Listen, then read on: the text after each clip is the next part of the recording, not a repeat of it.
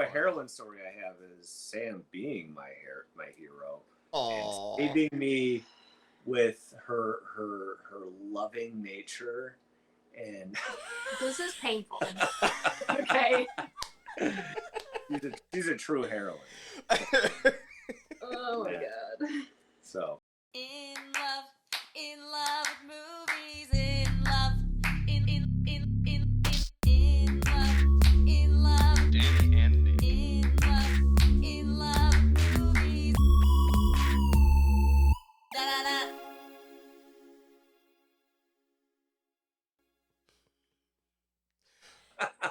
Welcome, Wait, movie we lost lovers, you for a second. to In Love with Movies. I'm Nick. And I'm Danny. And what do we do here, Danny? We talk about movies. And what else, Nick? Love. Da, da, da. Applause. Oh, it's quiet. Applause. There you go. Very good, very good. And today we are lucky enough to be joined by a new couple joining the ranks of movie lovers here with us on the pod, friends. And I would say, I was gonna say like one of the most influential men in my life right now. Oh Totally honest. my god. I mean, outside of my like group of friends from my PhD program, in terms of the legitimate conversations that I have about life and the nature of everything, Matt takes the cake. This is my barber, everyone. Hey. And I think a lot of people will relate to having that relationship with their barber, Matt Carey. And Samantha, I don't know now, if we could start there, if you've taken Matt's last name. I will be. Okay. You don't have to. No. We're almost it's we're the almost plan. through the probationary period. Yeah. The trial marriage. Yeah. We might stick it out. So yes, I do plan on changing my last name. Cheers to that. Well, very good. Yes, so Matt and Samantha Carey. Matt, as I mentioned, is a barber here in Chicago, Bricktop Barbershop. So shout out to them right off the bat.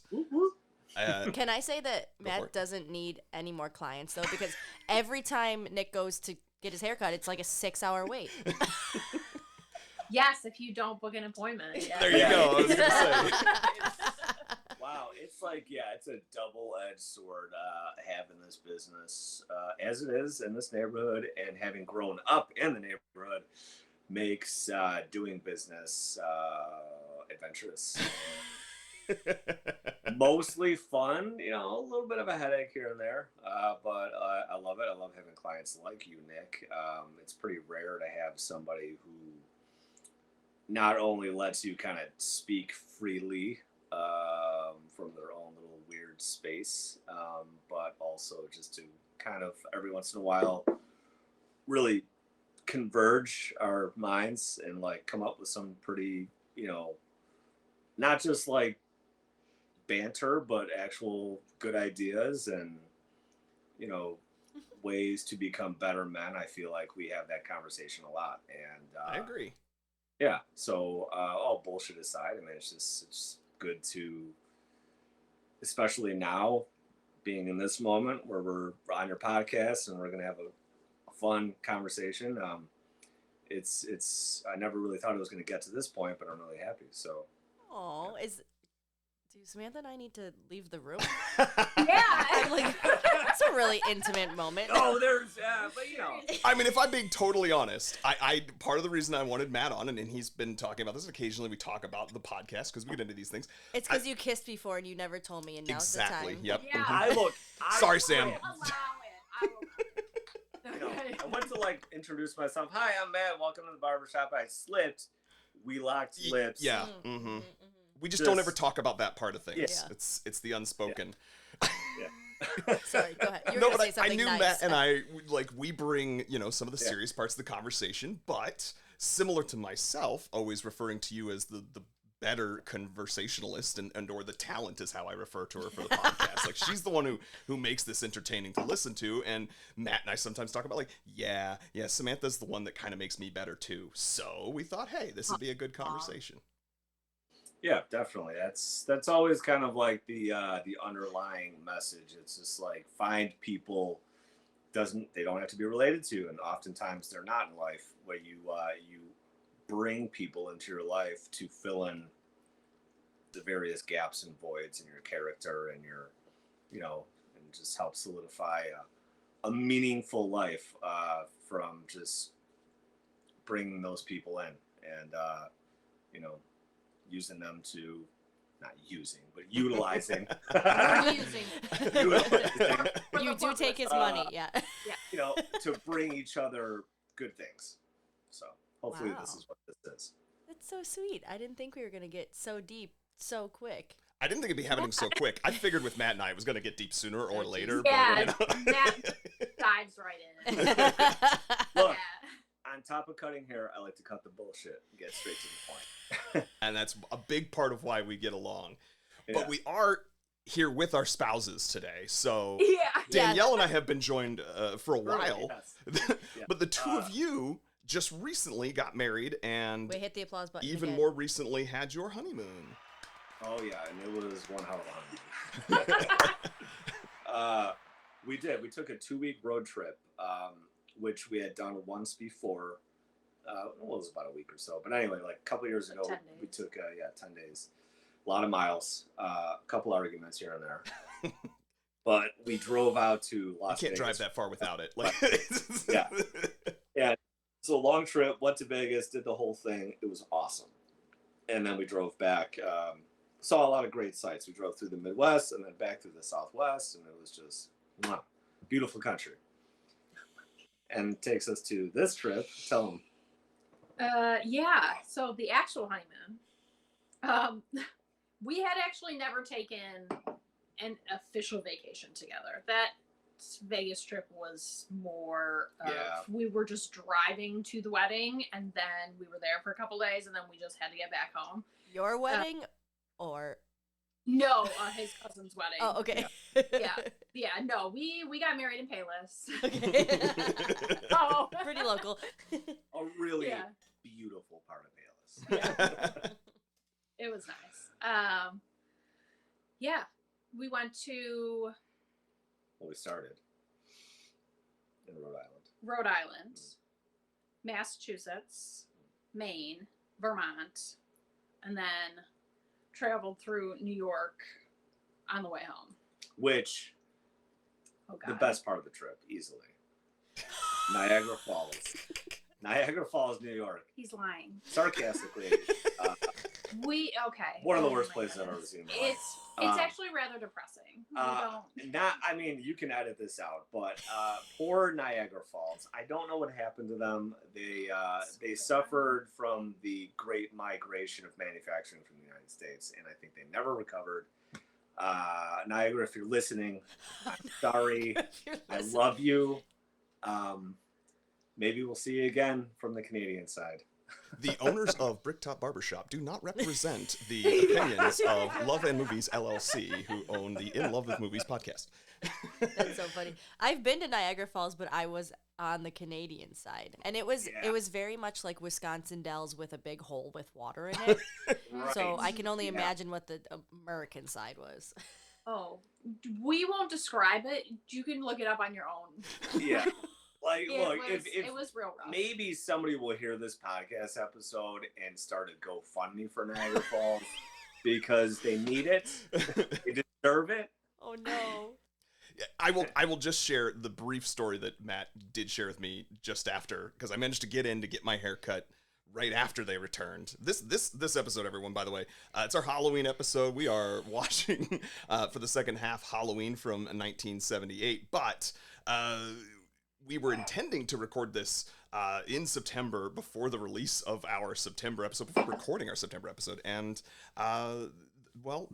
the Carries are very accommodating for the fact that we have a toddler, and I think canceled on them twice before rescheduling to this day. But I will say, I got a haircut, and Matt did share that they had plans and had a reservation somewhere in Niagara Falls, and in the drive-in, by the time they got to the location, they went up to the front desk and said, you know what, please cancel our reservation. We won't be staying in this town tonight or near the things that we just saw as we drove in. We're going to go somewhere else and find another place to stay. Thank you and goodbye.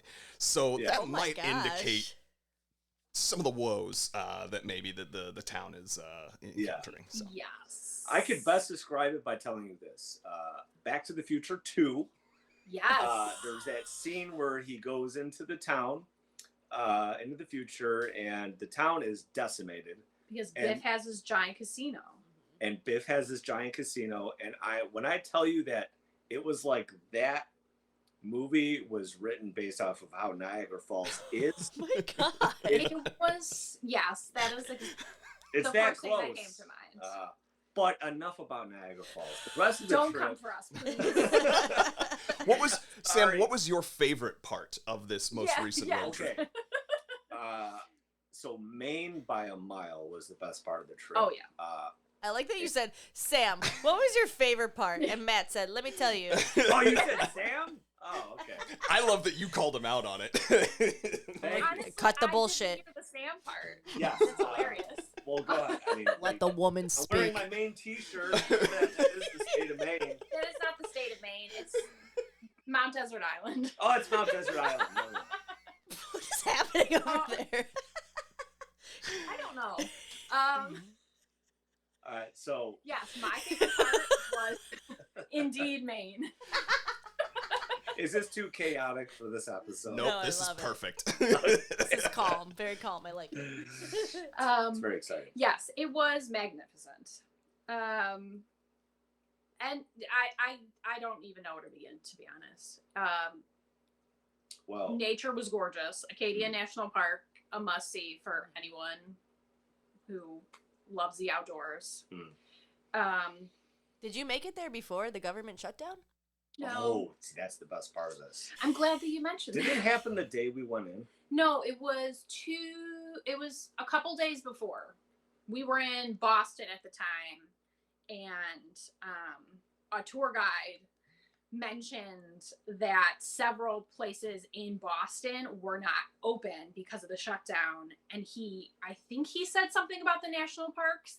And I was like, oh no, you gotta be kidding. This is the main part of our honeymoon was this national park. You gotta be kidding me. Not to mention, I have to add, when we were in Boston, we had plans to go to Martha's Vineyard, which is right off the coast.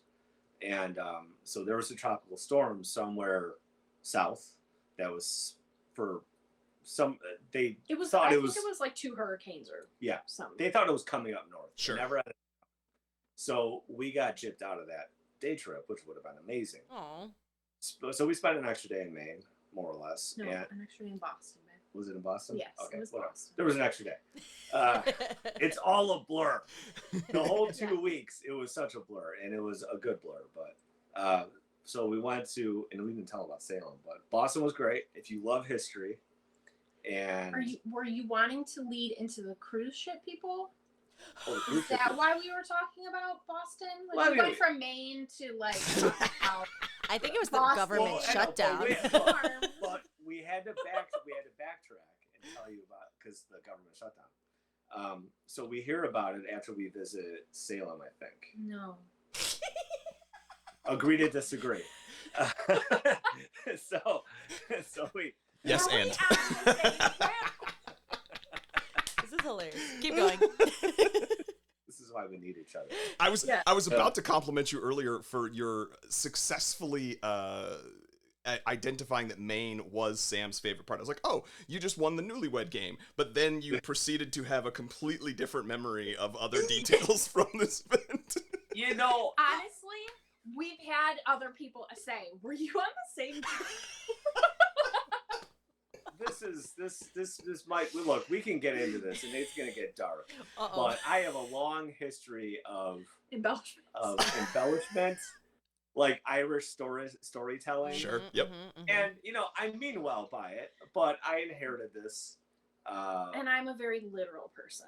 She's very literal. So, But yeah, I like to doctor things out for the sake of entertainment. It's a sickness, but I'm not going to apologize for it. So the first time he tells the story about Niagara Falls, he's like, yeah, there were just a couple of rundown places. The next time he tells it, he gives the metaphor of, Biff's casino. And then the last time he's telling it, he's like quoting Tracy Morgan from 30 Rock, and he's like, I saw a baby shooting heroin. There was a cat riding the G train. The And G then the train. Loch Ness monster came and took the wallet. So, you all had a really pleasant time. Boston was fun. Maine was even more beautiful, and there was And you made minimal it- impact. You made it into the Arcadia National Park. Yes, some things were closed, but a lot of the trails were still open, which I was very grateful for. Yeah, we saw one of the most beautiful gardens that I could ever hope to see.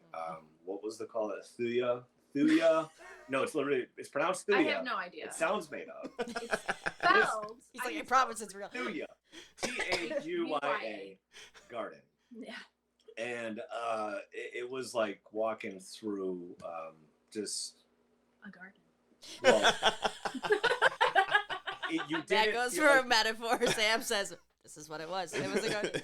No, legitimately, you didn't feel like you were in the United States like over large parts of this trip. I mean, it was just so out of what we understood the states to be, and that's why it's so important to travel the country, in my opinion. That there are places like that everywhere. Yeah. There's more than the south side of Chicago. Which is great. Imagine It's that. fantastic. Which is the worst compliment ever. But it stands to reason. The whole time, we did pack a lot into this trip, and we could have probably cut out half of it and spent more time in places like Maine. Right. But we're glad that we hit up Rhode Island. We did Boston and Salem and Vermont. Maine is the standout, but every place on our trip is like it is an indelible memory, and it's just wow. Oh, that's really sweet. Would love to do it again. That is fantastic, and that's exactly I think what you want to have as an experience from one's honeymoon is to have just these sets of memories that are so beautiful. And Even if they're different memories. Yeah, exactly. At the exact same time that you guys were on your honeymoon, we were in Arizona, and our entire trip was planned around the Grand Canyon. So when they said there was a government shutdown, I also lost my shit. The Grand Canyon, they can't close because it's big enough. too big. Yeah. Yes. Yeah. But there were some things that were like the visitor center and all that stuff. Yeah, Yeah. like if you've ever seen video of Grand Canyon, you kind of see park rangers everywhere, for example, and there were none. So you could Yeah. fall off and no one would know. Yes. Oh.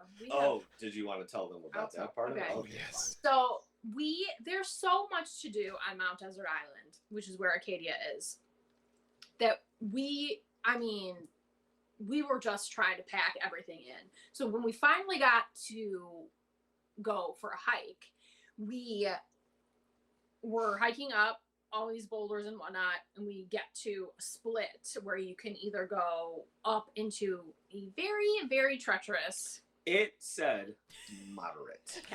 Okay. Moderate.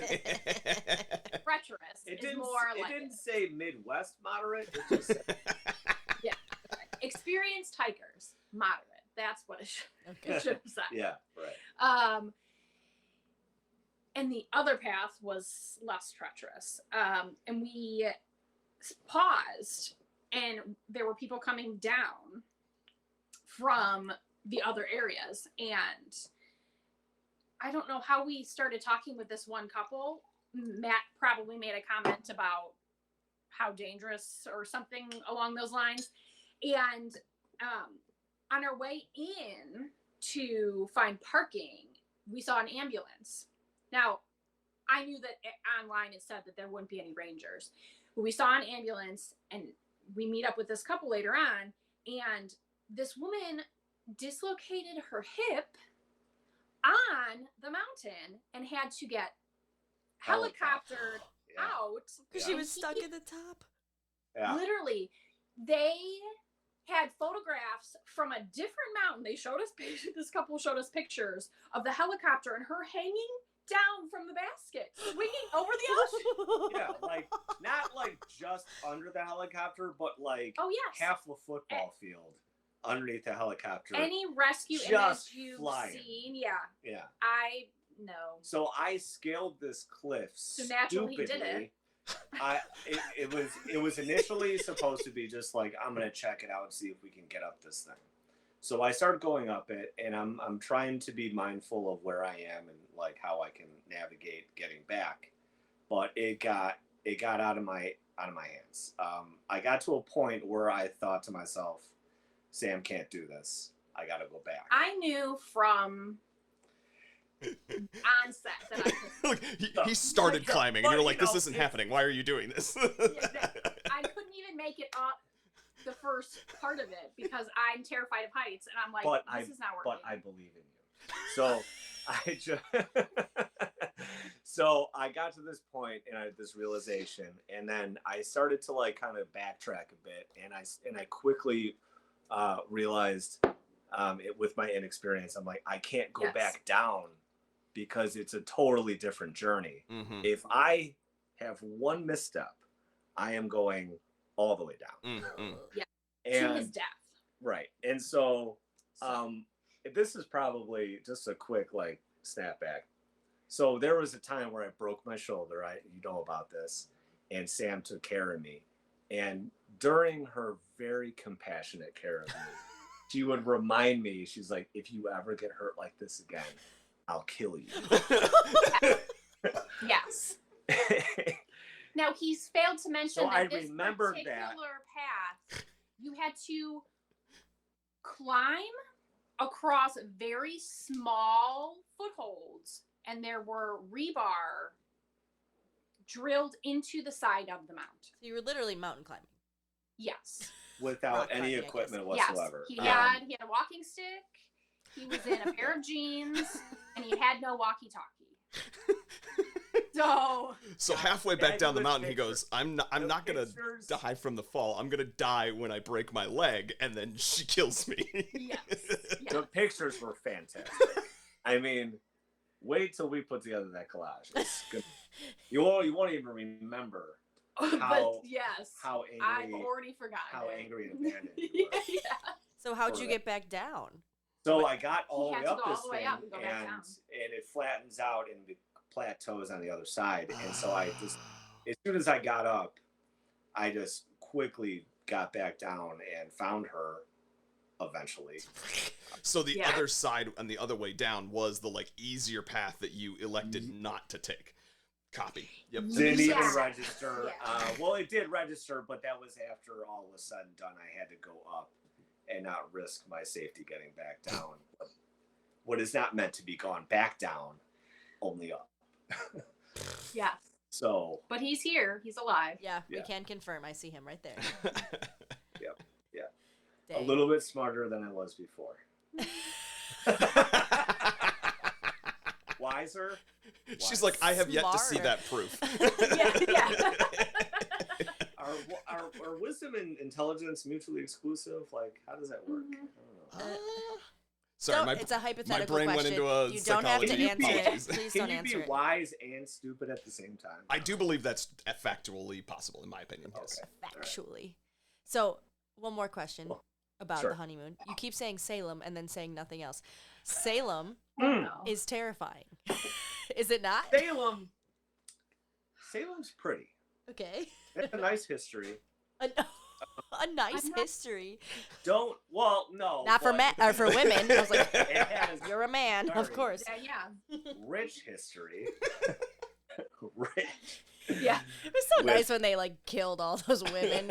Yeah. Burn yeah, them at the no, stake. It has, the history of it is very interesting, and to see it firsthand and do the tours and all that's very cool. But do not go to Salem from August, they said. August 31st through October 31st. Yeah. It's Bananas. insane. Have you guys ever been?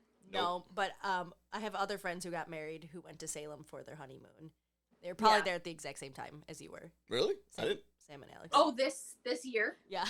Oh, I did that's not realize Sam and Yeah. Alex were doing that. Okay. Yeah. Okay. Well, if We you naively thought that all the festivities were more towards the end of the month. Sure. no, it's all month long. This is their whole thing. Yeah. So The day we It drove was. in, I'll never forget it.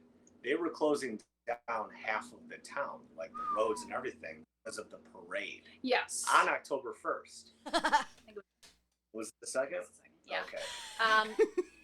If you want See? to see Agree to disagree. things and enjoy a more casual experience, Yeah. I'm sure they do things all year. Yeah. I imagine they would. Yeah, that's their thing. October is not for the faint of heart. Did you? See, I realize I've already shit all over Niagara Falls. I shouldn't do Salem. Salem's They're good. very- It's Really cool, gunning right? for like some targets on our backs. Now, this is a very important question. Did you see the Hocus Pocus house? Oh, yeah. Yes. Was it all you ever thought it would be? It was very cool. Yeah. Tell me about I was the very excited about top that. of the house. It's got that unique platform. They call Oh, it a widow's walk. Widow's Walk. Because I that's where feel they film where the witches come in. Sarah Sanderson does her little fingernail, and then she comes, But I'm gonna burst your bubble Uh-oh. because they didn't film any of the movie inside any of the buildings. It's just the facades. So the stairs up is fake? Max's bedroom is fake? Yeah. Childhood ruined.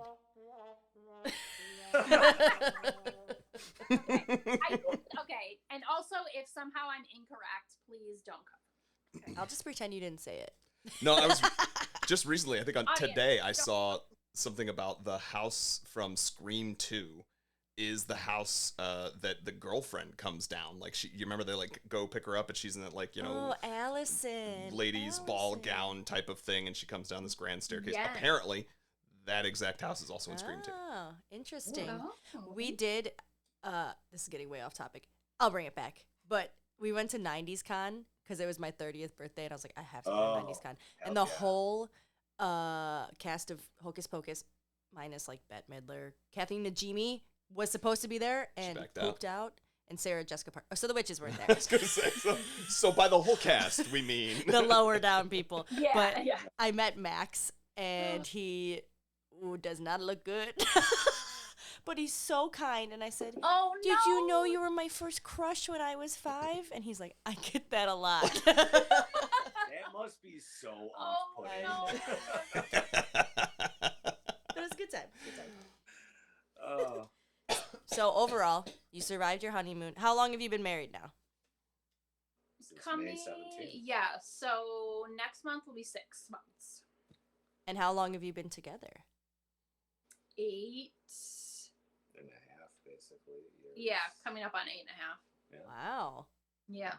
So it took you 8 years, Matt. Yeah. Well, yeah, you do sound like my sisters right now. So, yeah, it was, I knew I wanted to marry Sam at bare minimum 3 years into it. And it was just a matter of, like, logistics. I mean, not to make it sound, like, shitty and unromantic, The but, logistics. it wasn't the right time. but, I mean, if you ask any guy, they're going to probably give you some version of that. I just wanted to make sure that we could Nick. have... I know. I was like, What? Did I bring something no. I up? kind of threatened him, and I said, if we're not engaged after 3 years, I'm going to question a lot of this relationship. And Oh, Hey, good look, man. but fair. Yeah, no, it made me propose a lot sooner than I maybe had anticipated. But I was actually going to say your logistics point, because Matt, you and I have had enough conversations. I've now seen you through 3 different barbershop locations, this third one being the one that you own and operate yourself, which takes some financial doing in its own right. I know Sam is obviously helping out with the management of things, but that scenario might create an environment where you're not always able to pay for the types of weddings that one might want, and that's the logistics that I think Matt may be speaking to. And I thought you were looking at me because there may or may not be a point in our history where we got married sooner than we intended, and some people were perhaps had feelings about that. not because I was pregnant or anything at that time. In our extended family, because when I proposed, I had given a approximate timeline of when I expected I would have anywhere near the kind of money. And then I was blessed enough that my grandmother, through my mom, who had passed a long time ago, kind of had like left money aside for me to do this, and I did not realize that until after the fact. And that money made it possible for us to, afford a wedding much sooner than we had anticipated. Otherwise, I would have probably had similar logistic issues, and we would have had a much longer engagement than what ended up happening. So, Yeah, it's but we got to have a wedding that was definitely more representative of our personal style, really our personalities all together, and Sam had so much to do with the beautiful aesthetics we had all throughout the wedding, and I'm sure you would love to goat about this. No, I was gonna say I wanted to elope. Oh, well, yeah, there's that too. So She's like, don't pin this ish on me, dude. Like, it's really funny. So I wanted to get married in the courthouse. so I had to convince Sam over and over again, like, it's okay. Let's wait a little longer. I'll get the whole business thing, going, and I'll recover from this injury I had, because that happens coming up very close to our original wedding date, which was like the September before. So that really threw her for a loop, and it took a lot of like back and forth, like, we can do this, it's just a little setback. And in retrospect, like, those scenarios stacked would have broken a lot of people. So I have to say that I'm proud of both of us for having gotten through it. And especially with my injury, if it wasn't for Sam, I think that might have broken me. Which goes back to, the original thing. It's like, I found the right person to fill in all of my gaps. Like, it truly. So cheesy. Yeah, I'm cheesy. I'm fine. I love cheese. You love cheese. Cheese is great. But that's what it all like kind of like coalesced into, like this amazing moment that was just filled with all sorts of challenges, and it made it all that much sweeter, and especially with like the waiting part, going 8 years together, and all of a sudden. And we also got to not invite a lot of people that we didn't care to have there. And that tastes remarkably good. When you can have, like, distill your wedding party down to just the absolute essentials. Matt really did want a big, normal, traditional wedding, and I'm like, but I don't care. It's so much money. I'm grateful. It was a beautiful day. We had an amazing time. People treated us very well. Yeah.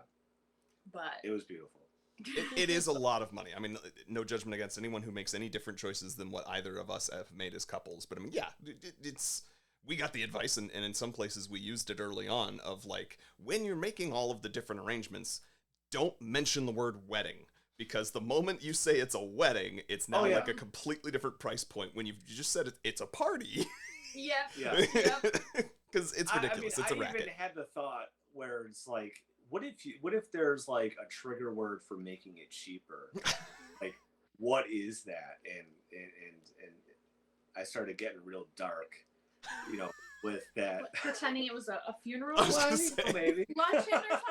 I was hey, thinking if it's family gonna save you reunion, 20%, you know what I mean? To say we're mourning the death of someone, that someone just happens to be the single versions of ourselves, like. Person shows up to the party, and you're just like, you're John tonight. And they're like, why? And they're like, I can't explain. Just be John. All right. Well, this has been a lot of fun, but I do think we should move things along to the second half of the podcast, because I know that I'm eager to discuss Halloween. Oh, I'm so excited. Yeah. Especially because I know that, just to give a little teaser, I know that Matt specifically has a bit of a unique take on why we are discussing the movie Halloween. So with that, movie lovers, we will see you on the other side. In love with movies. And we're back. Welcome back to In Love with Movies, movie lovers. This is now the second half of the podcast where we talk about the first word in the name, movies. No, it's love. Movie lovers. Anyway, so today, as I alluded to at some point in the first half, we are going to be once again joined by the Carries, but we're going to be watching Halloween 1978. What's the sad horn for? I don't like scary movies. That may be a little bit of a preview, listeners, for where things are going to go in the conversation, and certainly the Danny's Dingle.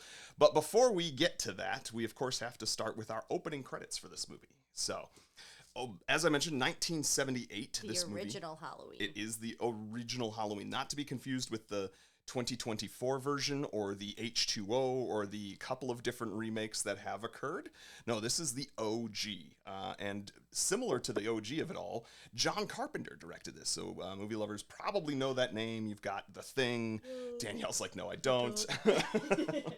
John Carpenter is peak horror cinema, especially in the 80s, and a lot of the tropes that you think of today for slasher movies or horror movies, John Carpenter probably created it. So he's also credited as being one of the writers, along with Deborah Hill. So Deborah Hill, her writing credits include Escape from LA and Escape from New York, if anybody's a Snake Plissken fan out there. Let's see. I thought it was very interesting. Jamie Lee Curtis is listed as introducing in this movie, so this would have been her first major role. Because she was a child. Interesting. I did not know that. I didn't until we were, I made note. Jamie Lee Curtis, I think most people listen to this know, Jamie Lee Curtis is known from a number of brilliant projects. Very recently, Freaky Friday, we just covered on the podcast, so. But we didn't watch the second one. No, but we did very recently. So excited to watch it. The two of you need to, we should plan a movie night to watch Freakier Friday because choice. Yes. That's the kind of scary movie. Look, you can say anything you want about Jamie Lee Curtis in her early career, but I can't imagine she went and did anything better than True Lies. I mean, that to act alongside of one of the finest traditional actors, Arnold Schwarzenegger. I mean, just perfect. I have a feeling that perhaps that stands out as a movie in Matt's memory because he may have been just about the right age for the secret sexy dance that she performs for her husband, not knowing it's her husband, if anybody's seen the movie True Lies. Spoiler alert. the way Jamie Lee Curtis acted out that scene really impacted me in what I sought out romantically. How I really Oh my gosh. came to be so enamored with you. I've never seen this because it was truly an awkward erotic dance. So what are you saying about Sam? The look on Sam's face in that moment. You're lying about me. Awkwardness, yes. No, What Sam are you- is so charmingly awkward, and it's one of the things I love I'm most sweating. about you. No, it's true. I mean this as a compliment. Like, I mean, thanks. I love you, sweetie. And it's, honest to God, one of the things I love most about her is that she does have this awkward charm about her. And, yeah, please don't lose that. Oh, I don't think I could if I tried. you're just so cute. So cute. This is genuinely adorable, and I'm literally writing it down now that we're going to have to schedule a couple of movie nights or do a double feature. I'm drinking wine. I had to bring the cheese. Are you drinking Easy all night. Chicago Bulls blood? Is that what you're drinking? Yeah. Is one of the finest. Can I show that? I mean, this is okay. The fact that I knew the label because that's my meadery, baby. Oh, Okay. yeah. Yes. So, anyone else in this movie or no? Not yeah, really. well, not. Who there- cares? Who cares? It is not a lot of names. The only other name I wrote down is the guy who plays the sort of mental health professional / private detective character that Is a bad actor. The name is Donald Pleasance. He's known for a lot of big things, including The Great Escape, and he played Blofeld in You Only Live Twice. Like he's a Bond villain in his OG, and I just feel like he deserved a shout out for that. Sure.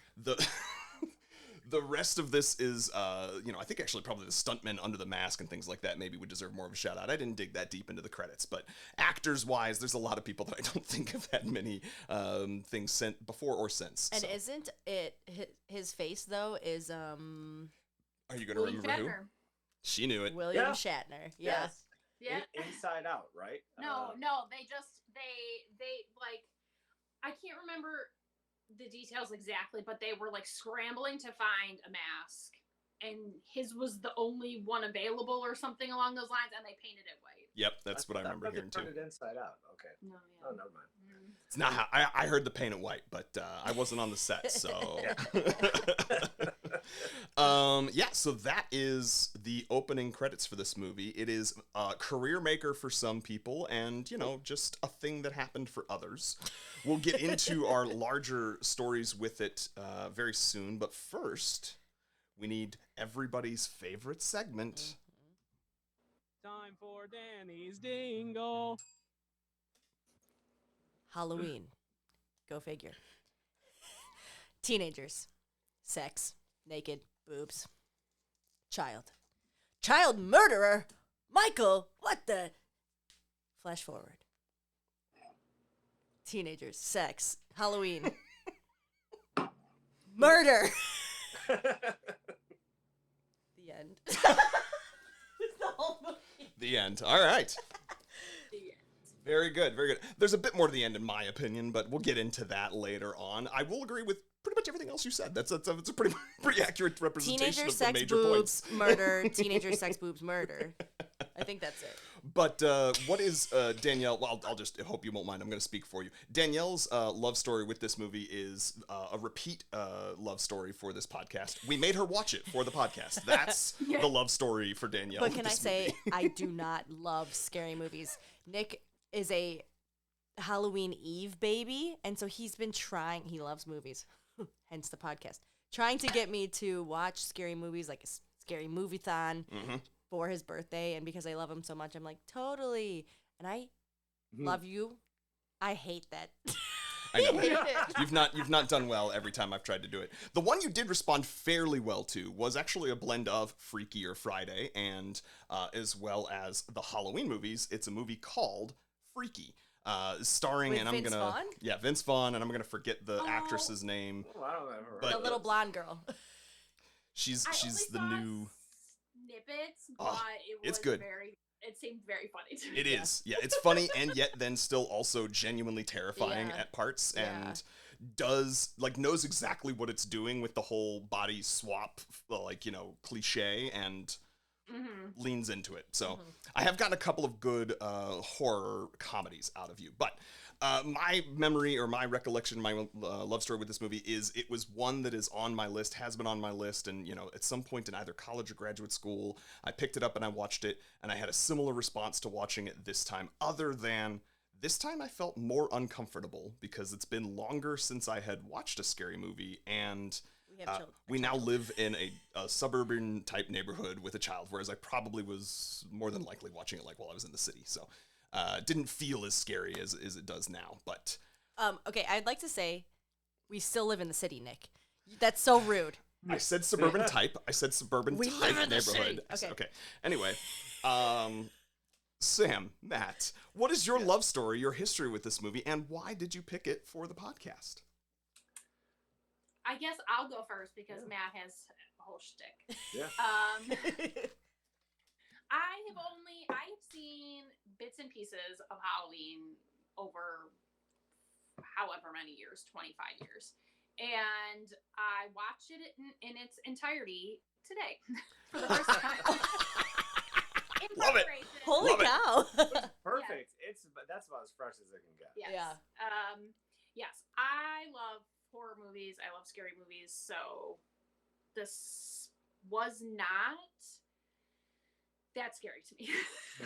I cannot wait to hear more about your experience with it, because as a horror movie nut, there's got to be so many tropes that were created in this movie, but you identified with as, I've seen that X number of times and Y number of movies.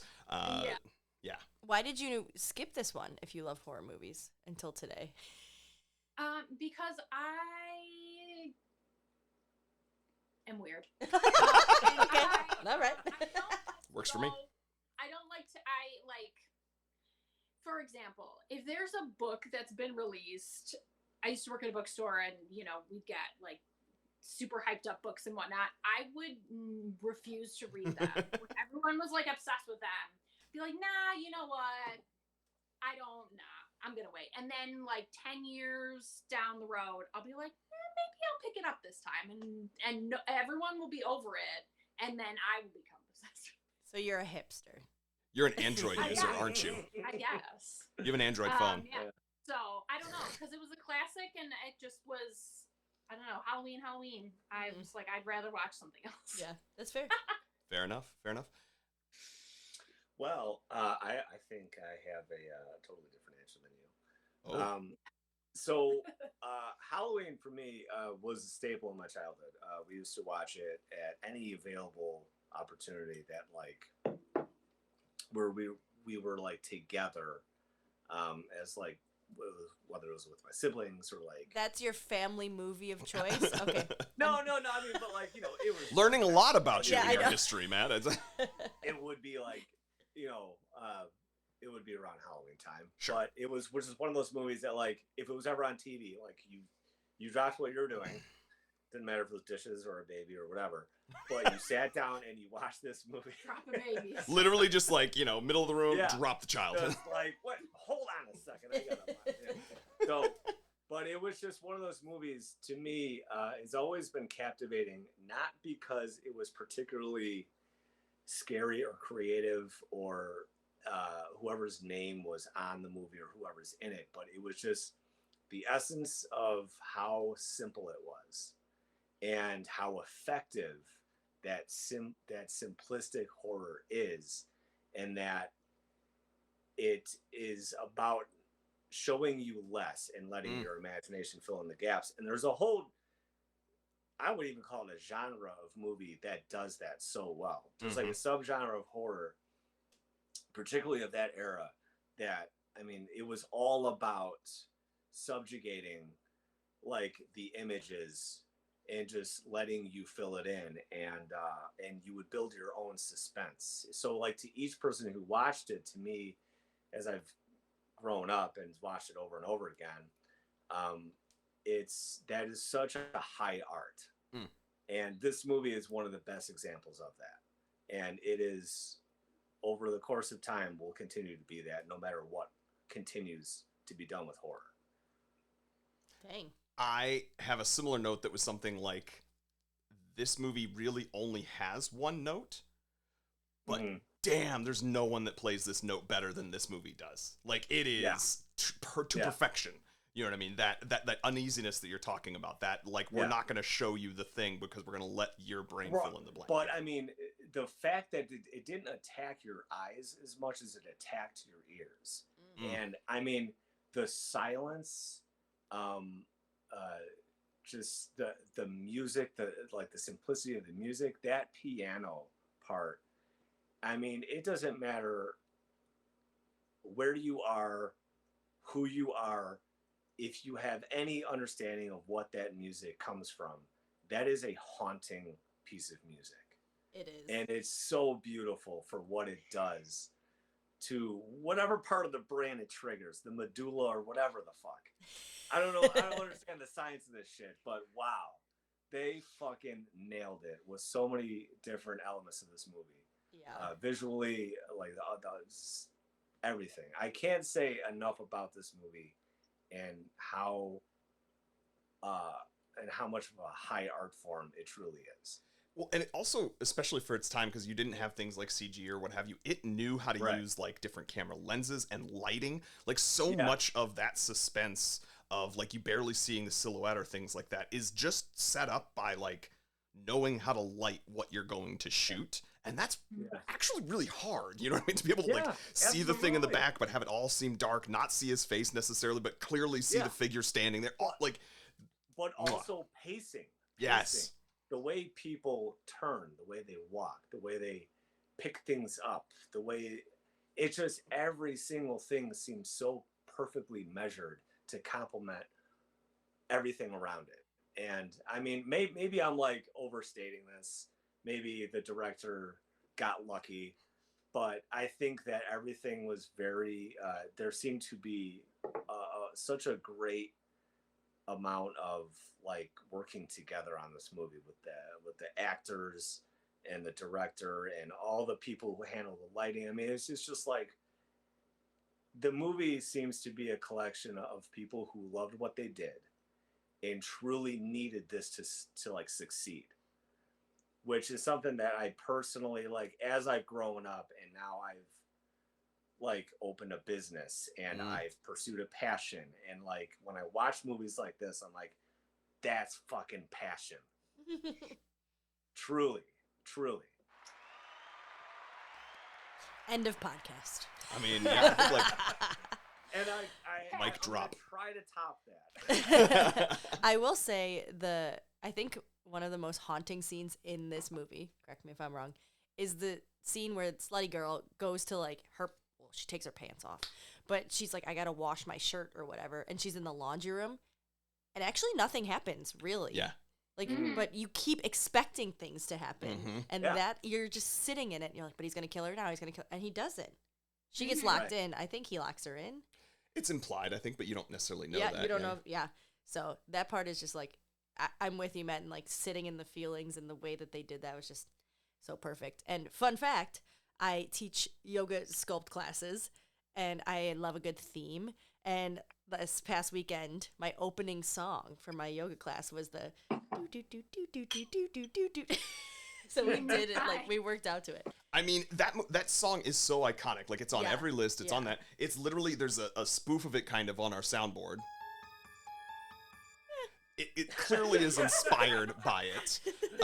And that's what I mean, is like, it's become, so many people have tried to replicate so many things from this movie, but, music is only one of them. I do want to ask, how did you all watch it today, if this was especially your first time, Sam? Do you, Matt, is it safe to assume you have a copy, or did you guys stream it, or? Well, it's safe to say for me, We because don't have a copy. no, I've watched it so many times over the years. I just I don't know. It's just one of those things where you have a very visceral memory, Uh-huh. where it's like you can almost consider it a core memory. This movie, to me, it's like I can be reminded of this movie all year long, anywhere I go, because it's such a core part. It plays a part in a lot of positive experiences I've had with people I love.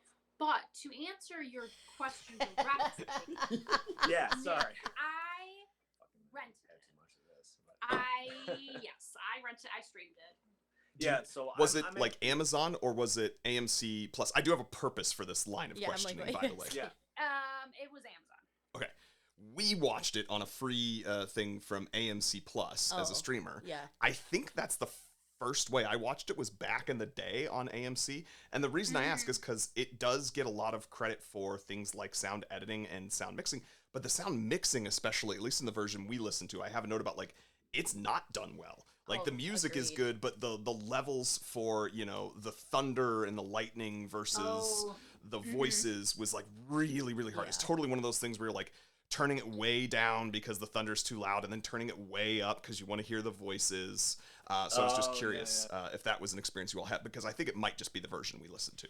Yeah. But No, I was totally fine. I was bopping around with my headphones on, so Awesome. it was. we also It was noticed that more now that we have a child, and if he's sleeping, you're like, turn that shit down. Yeah. You know? So you notice those little things, because whatever, if it's loud before, you're like, fuck, whatever. But we were watching it after he'd gone to sleep when we were watching it. So Feel like television and cable, if you were, I don't know if you were streaming it also, but we don't have basic cable any longer. My parents still do. So if I ever watch movies at their house, it's like, oh shoot, it just explodes with sound. And you're like, oh my God. yeah, Please. yeah, why is that happening? Yeah. Yeah.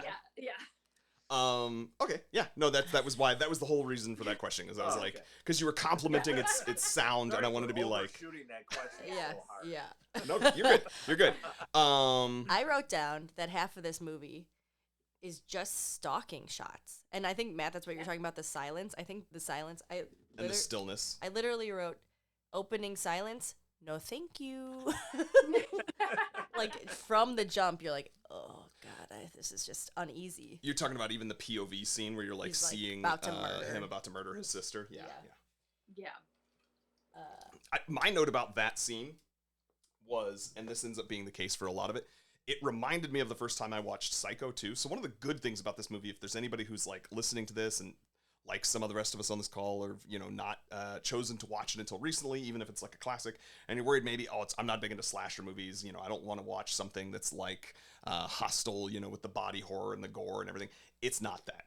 This is 1970s, and so it reminds me of when I watched Psycho for the first time. You have that shower scene, infamous, built up in your head, and then you finally go watch it, and you're like, that looks like the chocolate syrup that it probably was, and there's really not much that you're seeing, and the stabbing that happens in the very beginning was it was almost comical to like by modern standards. So if you're worried about that, don't worry about that.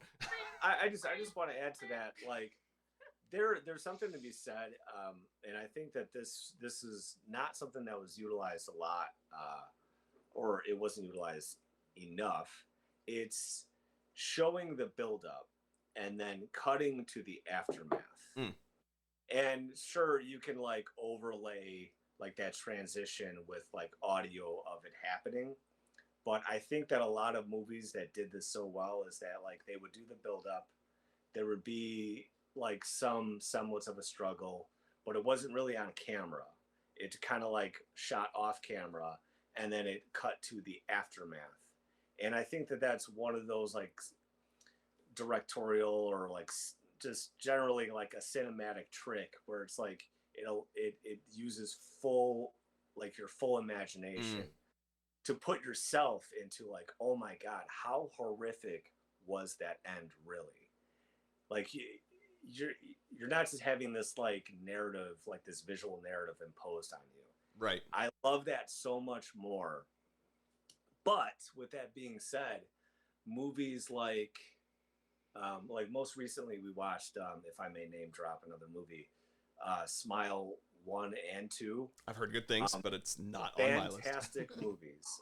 They're fantastic. But different in the sense that like they really do, it's very artful and it's very well thought out, but they do show you full frontal, like this is the violence and you're going to watch it. And it's such a departure from what I appreciate about Halloween, but it's still like in the same arena of like passion and well thought out, like just like it's executed perfectly. And it's consistent. There's like a consistent tone throughout the movie, which I think matters too. And Halloween is very consistent. Yes. Like from that first scene, you're made to feel uneasy. You're made to feel kind of confused, uncertain what's going on. You've got this, like, it's literally a child. That's how it opens, is a child killing his sister, which is like the most horrific thing. And you're never really given any explanation to that for the entire movie. And then you just are told that that's this adult character who's now just walking around killing people without a whole lot of reason either. So, I do appreciate sorry to cut you off, Matt, but the not violence thing, because I think that's why I was able to watch this movie and still feel really uneasy, but not feel like sick or truly scared. Especially like no one wants to watch a dog being murdered. Yeah. Oh yeah, poor Lester. Yeah. That was really sad. But I'm with you.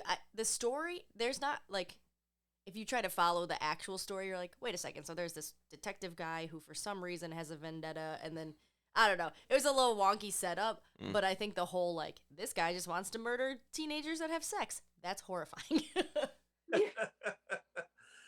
No, I just I like that you brought that up, because this kind of like sort of brings up what Nick and I were initially what brought this whole thing together, was like we were trying to bridge the gap between like what the essence of Michael Myers was, which he was like kind of like this abstract idea of evil. Like there's no definitive motive, there's no definitive like trigger to start it all, which sort of like it feeds into the whole imagination of like of like the viewer filling in the gaps and all that and making the experience that much more visceral and personal.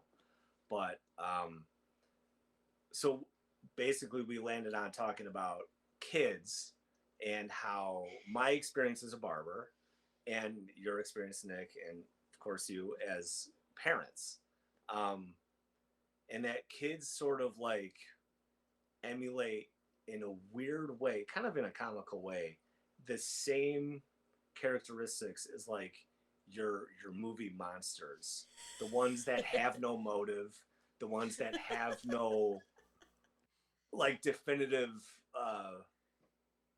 I don't know, just like no rhyme or reason, no like sense or rationale. There's nothing really. It's just raw energy. It's just the monsters are essentially they're evil. Michael Myers is evil. He's committing evil acts. But like it's just kind of funny when you think about it. Kids really are sort of like the monsters in our lives that keep us. No, I mean I mean this. By the way, they don't have kids. No. I know.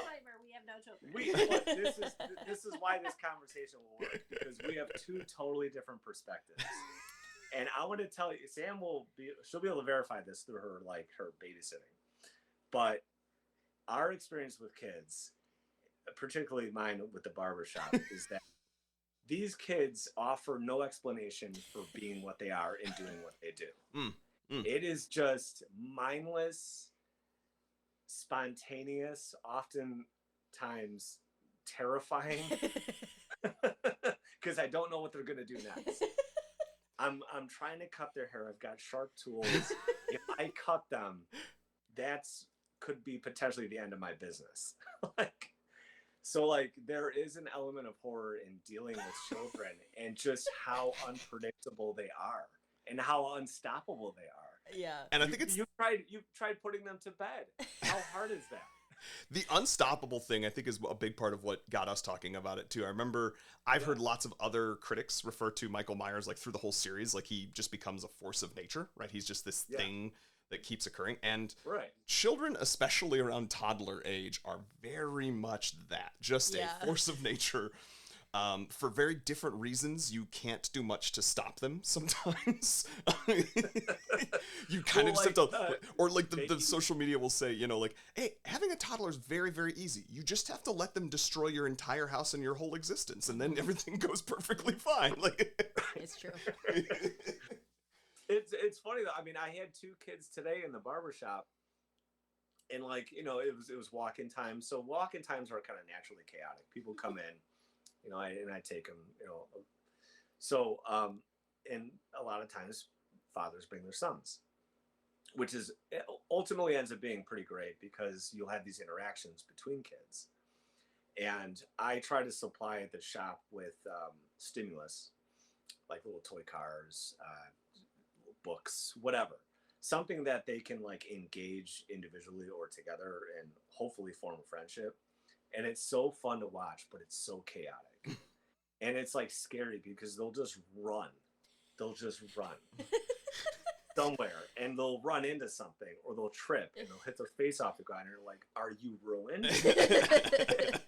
And that's to me, I always come back to that because they truly are so much like movie monsters in the terror they make you feel, especially when you love them.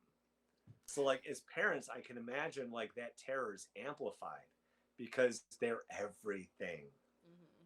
And, I'm also scared around kids with my barbershop in particular because they could ruin my business if AKA end your life.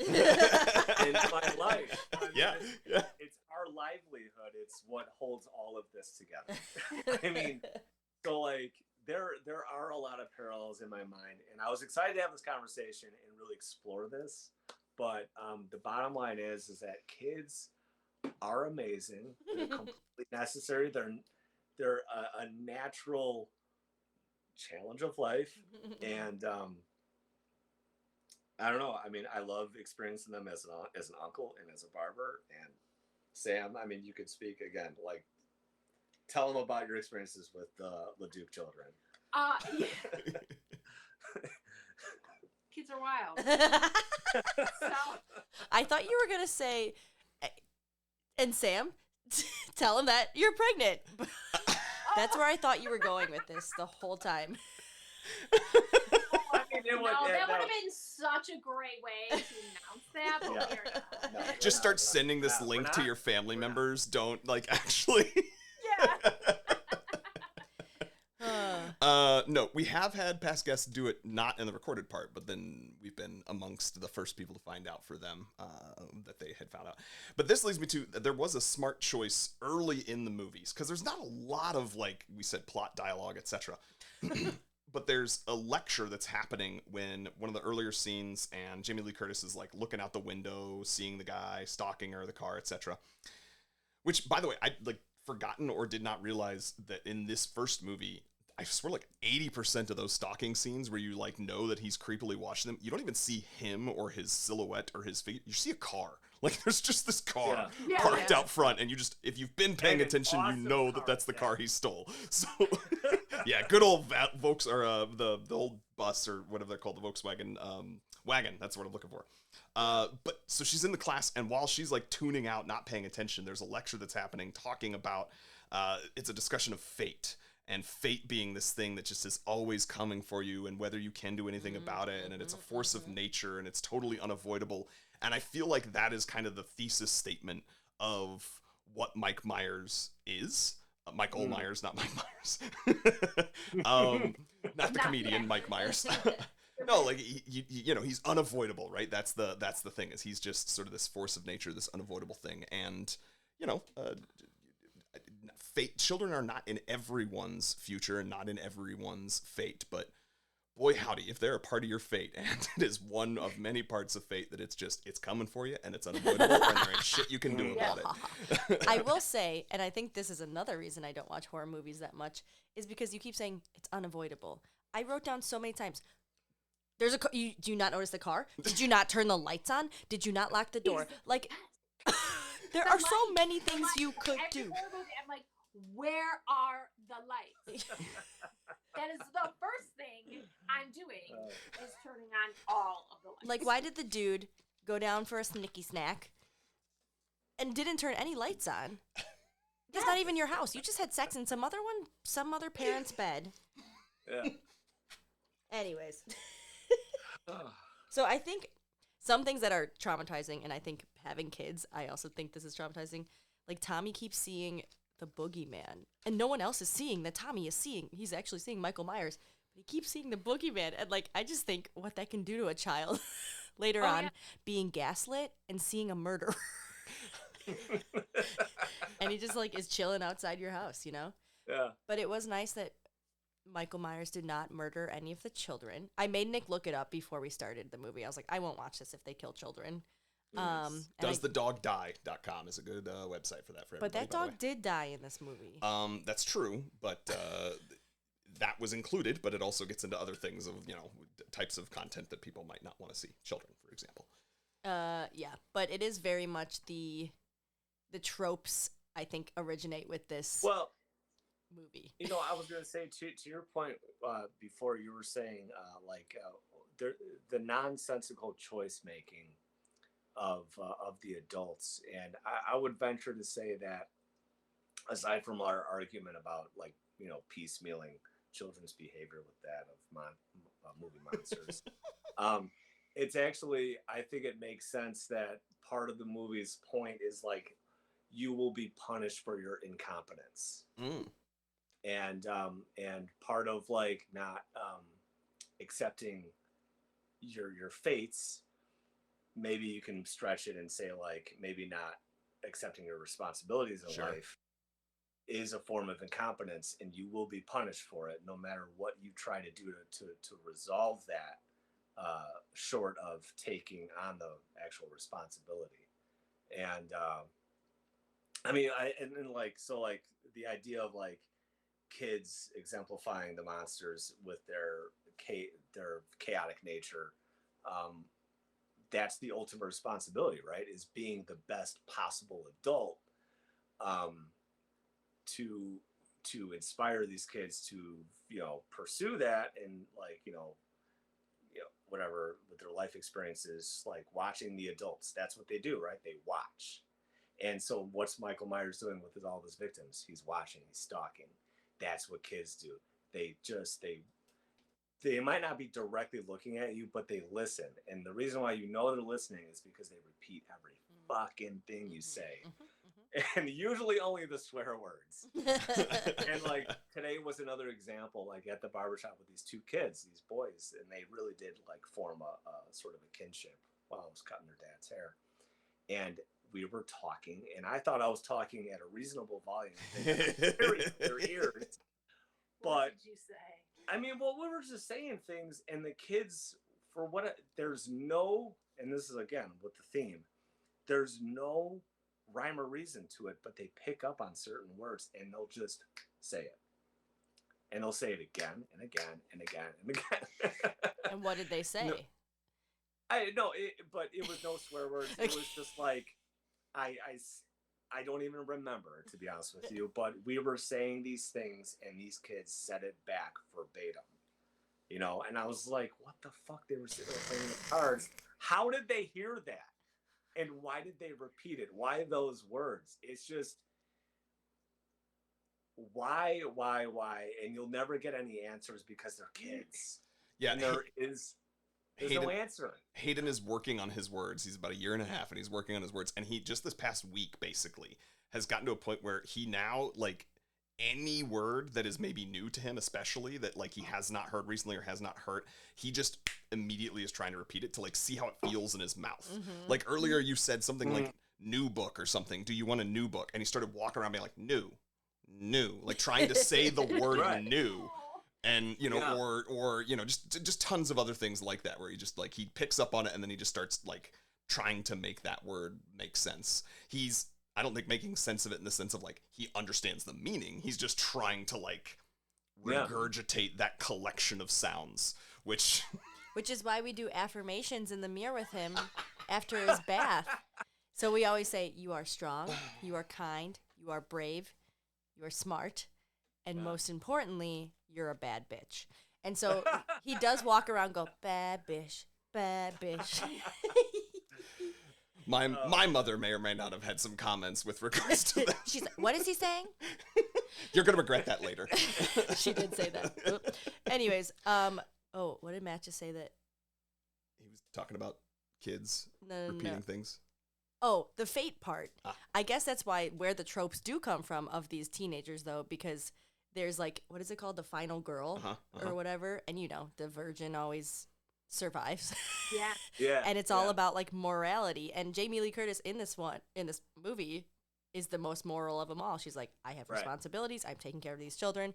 My friends are slutty wackos. I was thinking of that when you were talking about responsibility, Matt, because yes, I feel like it gets played up as the whole sluttiness of it all, but especially in this movie, it's not just the like sex. It's like she's like, no, I don't want to do any of the things because I have this child that I am being asked to be responsible for. Therefore, I'm going to stay sober and stay paying attention and engage with said child. And, as opposed to doing any of the other things that her friends seem more interested in doing.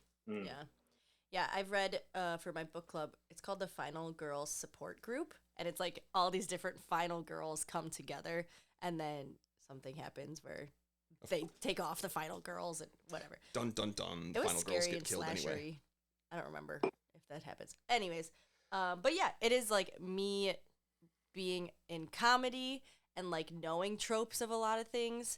It is nice to see like the content. Origins. The origins of said content? Is that what you're trying to say? Yeah, that part. I'm getting tired.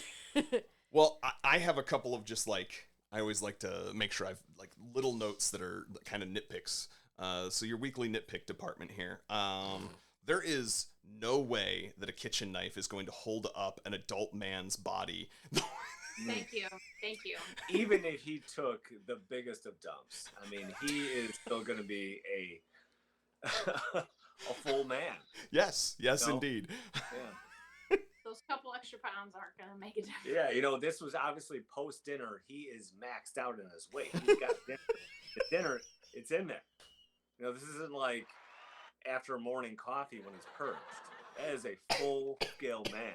Nick is dying right This now. is genuinely very funny to me. But also, maybe you're gonna say this. How can you stab someone 43 times and he still just gets up and is like, what up? Well, that's the force of nature of it all. Like, I mean, that there's nothing you can do to stop him, right? Like, he's not even a human, because, I think I have a death count here. Yeah, the number of times he dies. So he dies from the knitting needle, then he dies from a hanger with this knife, and then he dies from multiple gunshots and falling out of a window, and then still just gets up and is gone, like, in 30 seconds. So, and how many times have you seen a toddler, if not yours, just run into the corner of a wall, beef it, bounce, especially a boy, bounce off, and then just get back up and just be like, "Where's the next wall?" That's Yep. facts. You know. Yep. I mean, it's just there's so many parallels, and that I mean. Cracking me up. I wish we had more time because I think we could go on and on with this, but I think it's an unavoidable conclusion that John Carpenter was probably inspired by toddlers. I think that's the conclusion of this entire episode. I love it. I co-sign. I co-sign. Was there anything else that you wanted to add? my Except for o- the dumb murdering. My only other nitpick was that they show them leaving their high school in October, and it's like outdoor hallways. It's one of those moments where you're like, oh, this was filmed in California, very much not Illinois. Like, there's nowhere in Illinois that you are. Well, they had all those fake leaves. Yes. You know, they did that one. Yeah. So that was my only other thing. It was just like, man, anybody who's ever been in the Midwest knows that that's not what our high schools look like, because in October, you sure as hell aren't going to be comfortable outside.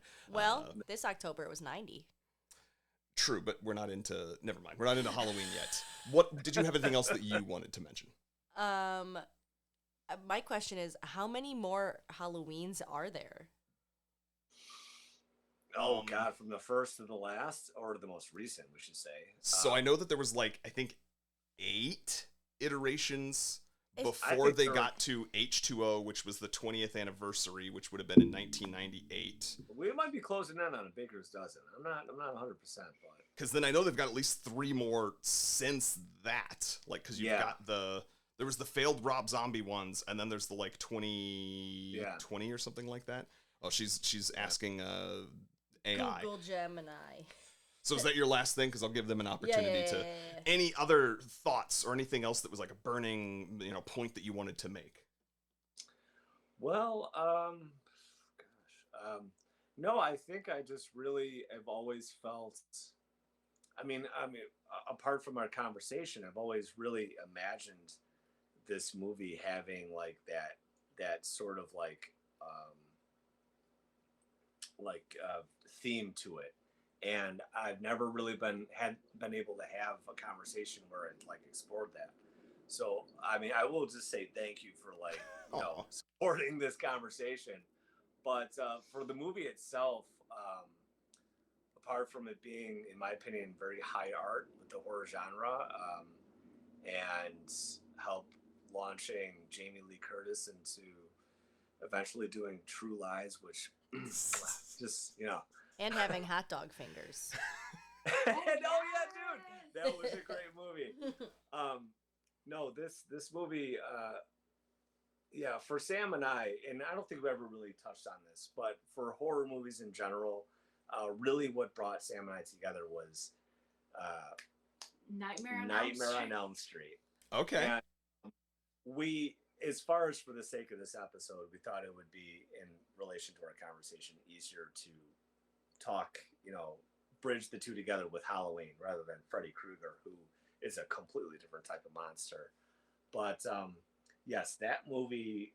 Wow, where were we? Were we like at a bar? We were on one of our first dates, and he asked me what my favorite horror movie was, and I said Nightmare on Elm Street, and he kissed me very, like, not in like a real way.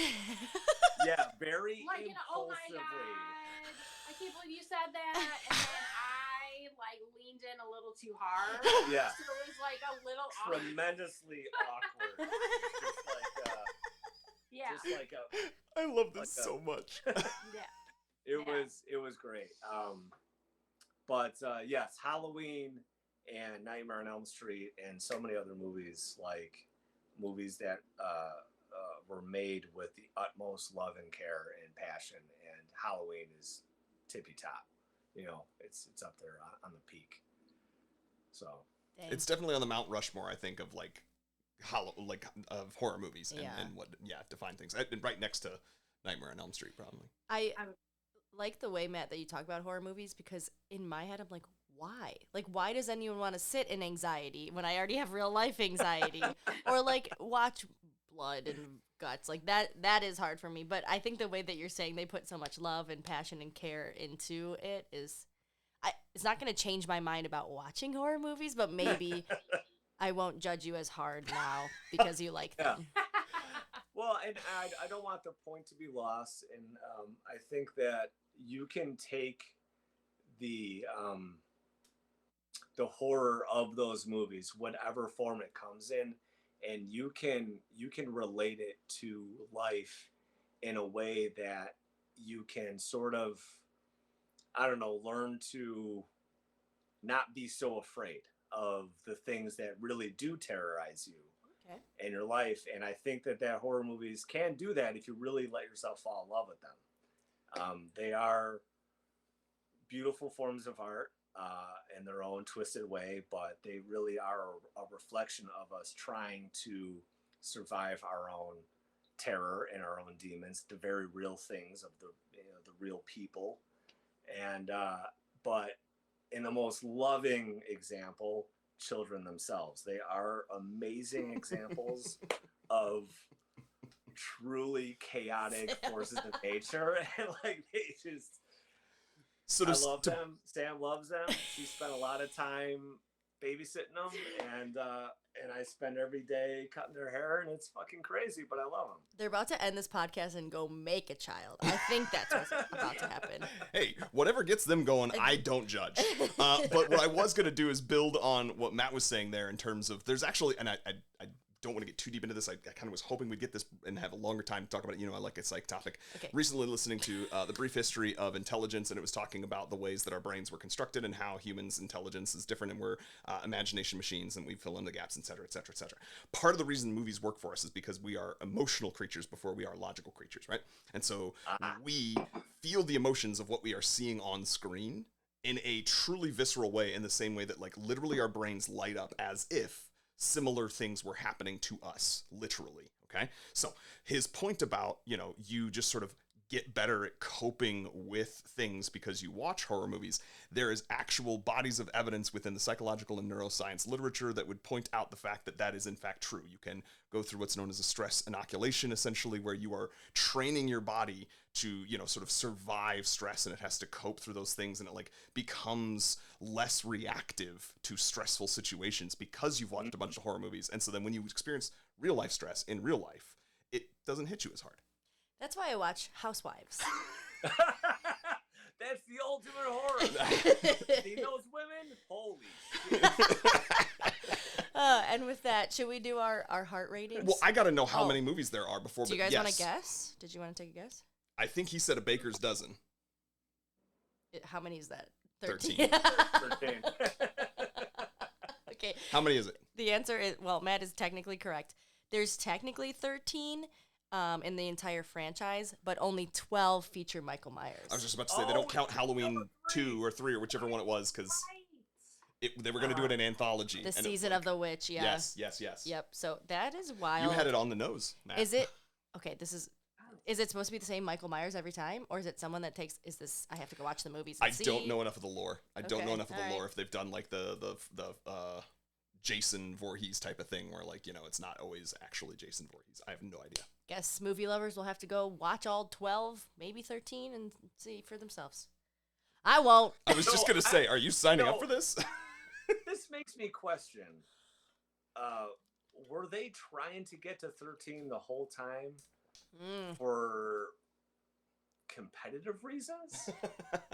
Or for 13's a scary number? Yeah. Yeah, or 13 is a scary yeah. I'm going to... failed on many accounts, though. But they made it was about quantity, not quality. And... Which goes against your point of the love and the passion of it. Oh, god damn. I was also going to say, like, I think your point of, like, were they just trying to get to 13? The answer is no, because I guarantee within the next 20 years, they're gonna make another. It's gonna be another reboot, because we live in the scariest thing, late-stage capitalism. And therefore, all the things that started as great high art with high levels of, you know, passion have instead become content. It is fate. Yes. It's the inevitable conclusion of capitalism itself. Of the world. With that, Danielle, what is your heart rating for this movie, and would you renew your vows? Okay, you're going to be shocked by this. I Probably, love it. maybe. Love it. Let's hear it. As a movie itself, I would say I'd give it a 3.5. Okay. Out of 5. Okay. This is out of 5 hearts. You didn't explain it. Our heart rating. Sorry, Did please you go ahead. explain it before? I explained it to them, but I didn't explain it to the listeners. Is how many hearts you would give this movie out of 5, objectively. I've done hundreds out of 5 before. And then would you renew your vows? Would you watch it again? Would I watch it again? Like, if it's on in the background, I'm like, ooh, spooky. But do I really want to go watch it again? Probably not. That's actually better than I would have expected, because like I'll admit, I never expected you to go I didn't hate this pursue movie. it to watch it again. I but did not hate this movie. I thought maybe you would walk away being like, I will turn the channel from the future if it No. ever comes on. So no, good. Okay. I see the merits. Good. I actually literally wrote down exactly that same number, 3.5. I think that I wonder if I listened to it as a better audio quality, maybe it would even bump it up a little bit higher. There's lots of, as we've talked about, amazing things, tropes, but some of the other things were also a little bit detracting for me. I will renew my vows because there will be a day where I want to make Hayden watch this as a part of his cinematic education. So with that, we'll go with Sam so that Matt can finish things up. Sam, what is your 0 to 5 heart ratings? I would say a 4 Okay. because, as I said before, I've watched so many horror movies. Like, this was like a little blip in the terms of scariness for me in particular. Sure. But the sound was incredible. So that's why I would give it a 4. And I agree with Danny. I probably just have it on in the background. I don't think I will ever be like, let's watch Halloween. Okay. I have other movies that I'd be like, let's watch this instead. You have 11 other Halloween movies you could watch. Yes.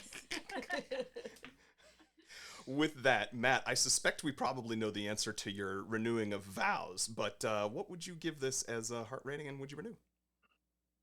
Well, look, I think that it has to be noted that we're talking about a movie from a 1978. different age. And so we tend to be scared the most by the things that we can relate to, right? That we put ourselves into. And there's a lot of parts of this movie, and it's not the fault of anybody, but it's just a matter of circumstance, that we just can't really 100% relate to, especially like just some of the practical visuals. And so I will give this movie a 4.5. Okay. Wow. I like it. All right. Because there are like, okay, so when like Michael, he shoots him and he flies out the window or whatever, and he hits the ground. There's like this really cheesy, like he, clearly it was just padded. It's just so like that was the one thing that kind of made me laugh. And so aside from that, it's just like it's kind of a perfect movie in the sense that of the times, and with the fact that John Carpenter, he was still fairly young when he made that, right? Yeah, he would have been. Yeah.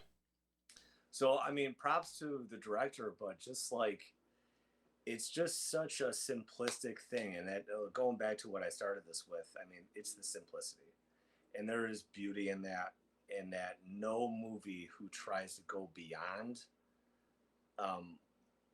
what horror movies are best at, which is just using your imagination. Yeah. No movie who tries to trump that and do more with more will ever make anything that viscerally scares you the way your own imagination can. And Halloween did that perfectly. And a lot of other movies did that perfectly, but Halloween was one of the first. And Michael Myers, he's got a piece of my heart, literally, figuratively. And would you watch it again? Would I watch it again? Yeah, I will watch it if it ever shows up on TV. I will drop the baby in the baby. And I will watch that fucking movie. Sam, if you do have children in your future, just be prepared, like to run around with pillows or ready to capture around the Halloween season. Really thick carpet. Well, before we go, one last thing is an opportunity. Where can listeners find you? Where would you want them to look for you? Anything on the internet or anything else you might want to plug? Well, starting with my wife, she is a professional sewist, quilter, and you can find her at Hale Street Quilt Company on Instagram. And you can find myself, Matthew Carey, at Bricktop Barbershop in Chicago, Illinois, Beverly to be specific, and the website being bricktopbarbershop.us. He does good hair. Mm. I can Indeed. confirm. Yeah. Yeah. All right, Danny, is there anything coming up that you would like to plug? I guess. I mean, you can follow me at Danny Miami 4. I I don't you don't know know. your own handle? I'm not it's sure. literally right beneath us. I was right. I wasn't looking at the thing. I got a couple shows coming up for Comedy Sports, so be on the lookout for that. Prepare. All right, and you can follow me. I didn't have a thing. I should have ended it. Let's start over. Yeah, let's From the go beginning. way back to when we first started the conversation. No. You can follow me at Nick Loves Movies. That's NICLUV Love at Nick Loves Movies on pretty much all the socials, although I'm most frequently on Blue Sky these days and Instagram. Same thing for the podcast. You can follow us at In Love with Movies. That's the letter N, Love with Movies all spelled out, and you can find us anywhere for that as well. Oh, and find me on Letterboxd. I do occasionally like to rate my movies there as well. So that's going to be it for us. I love you, Danny. I love you, Nick. And we love you, Samantha. And we love you, movie lovers. Bye-bye. In love with movies. Da-da-da. We did it! I thought you were quoting Boys Like Girls. You know Boys Like Girls? I literally was thinking that. I was. I feel like a hero. And you are my hair. I've seen them in concert 3 times. They just keep getting worse. They were so bad. I think he might have been on heroin. The lead singer. Anyways. Tracks. I feel like that tracks. Aging like a fart.